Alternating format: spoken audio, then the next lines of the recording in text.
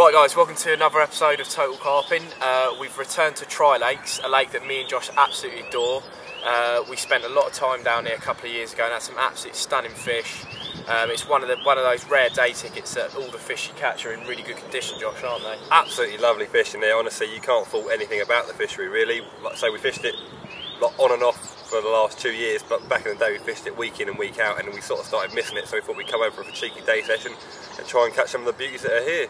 It's an absolute glorious day today, not brilliant for fishing weather.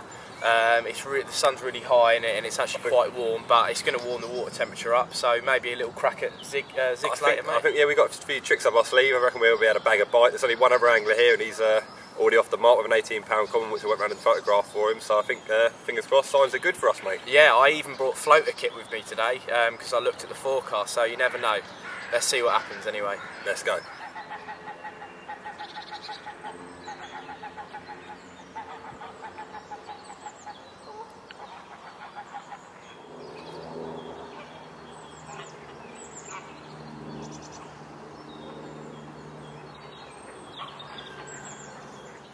Right guys, just a little tour of my swim today.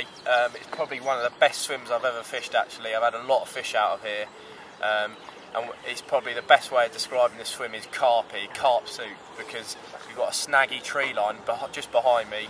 And as you've seen in the last Trilakes video, these lakes are full of islands.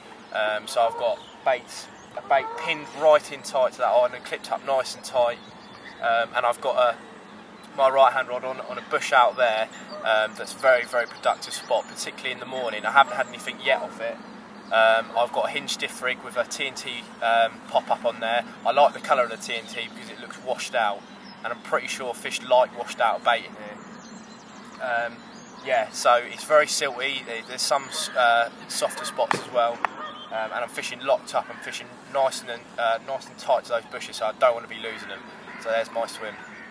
Right guys, a little tour of my side of the swim. I'm fishing just to the right of Jack, and with very similar conditions in front of me. Like Jack said, really carpy. There's a lot of snags, a lot of underwater features as well, so I think we're in for a productive day. My right hand rod, I'm fishing straight across to the bank in front of me. I don't know if you can see on the camera, but it's actually an alpaca and sheep enclosure, so obviously there's no public footpath around there, so there's no disturbance. There's nothing like that going on, so the fish obviously can hold up there safely, and obviously might get their heads down for a quick feed. So that's my right hand rod. My left hand rod, I was a little bit unsure. I didn't want to fish my rods too tight together. It's quite a small swim I've got in front of me, but I saw a fish bosh just to the left hand side of that left hand bush. Sorry. So I've put a rod just on his head, and it's only been out there 5-10 minutes, but hopefully the fizzing's still going, so I'll be able to get a bite quite sharpish. Right guys, I thought I'd talk you through the rig on my left hand rod for this session. I'm a massive fan of helicopter rigs, especially when you're fishing a soft bottom. What I've got on there is a 2-ounce lead. I'm using some of the 30 plus lead core. Again, it hasn't let me down so far. It's spliced at both ends, so I've looped the lead on. I haven't put a quick link on. Just a helicopter sleeve, just fits over the top of the lead. I've got a bottom bead, one of the 30 plus ones. It fits on the lead core nicely. And then I've got one of the 30 plus beads for the top. You want to make sure that bead can slide easily, because if you crack off, that rig needs to be able to pull that bead like this all the way down the lead core and then come off. Basically, that was just a bit of a demonstration, but I would fish the two beads about 1 inch apart. Soft at the bottom, generally the further the beads apart you want to fish, but not really too far. I wouldn't really fish it more than 3 inches. Bait wise, I've got a TNT 16mm bottom bait with a Pina Colada 12mm pop up. Just got a rig on the shank, axe blowback style, probably about a 6 or 7 inch rig, and I've got a PVA stringer on there. And that is not enough weight to push that top bead out when you're on the cast. So as you can see, any sort of impact, and as you can see, it doesn't tangle very, very easily. So there you go, it's a pucker little rig. Give that a go. I'm sure that will catch you a lot of fish. Right guys, after a bit of a slow start this morning for me and Jack, I've been for a bit of a stroll round and I've found some fish in a different spot. So I've packed up my gear and I'm going to go for a little bit of a stroll round. All I've got is my 30 plus net and mat and the 30 plus rock bag filled with all the bits and pieces I'm going to need for this short session.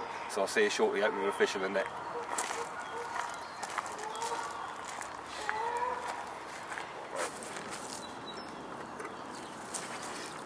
We'll zero it up. Ready? We'll zero it up. Give her a go.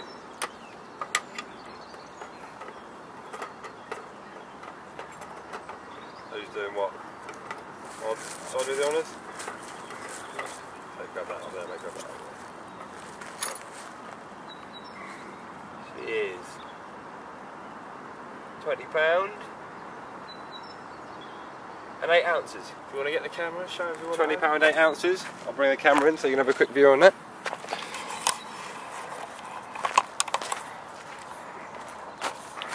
There you go, just in case you didn't believe that we weighed our fish properly.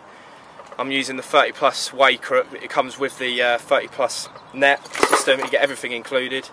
And as you see, Josh has landed, walked off, got a little secluded blade going, and he's had a £20 absolutely spot on, mate. Good angling. Cheers, pal. Get some photos done. There we go, guys. One absolute cracker. £20 and 8 ounces of pure common carp muscle. Caught on a hinge stiff rig, fish with a pina colada pop up from the Steamies range.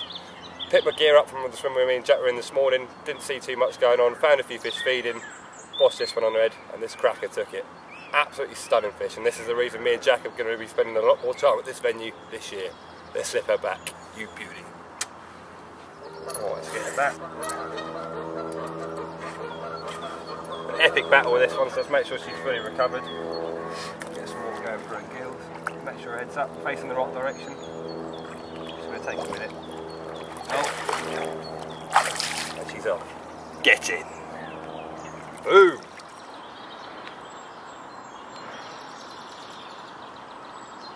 Right guys, as you can see, we're losing the light really quickly now.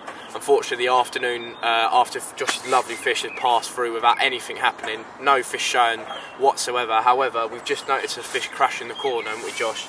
Yeah, it's sort of, they've become a bit more active as the light's lost, so we've asked the owners and they've let us stay on for a few more hours, so we're going to fish into the darkness and hopefully have a few more fish for you. So that's just a quick update from us. If you don't see us again, I think Josh had done really well to have a fish this episode. Thanks, mate. So yeah, but there may be more fish to come, so just we'll keep you posted. Thanks for watching.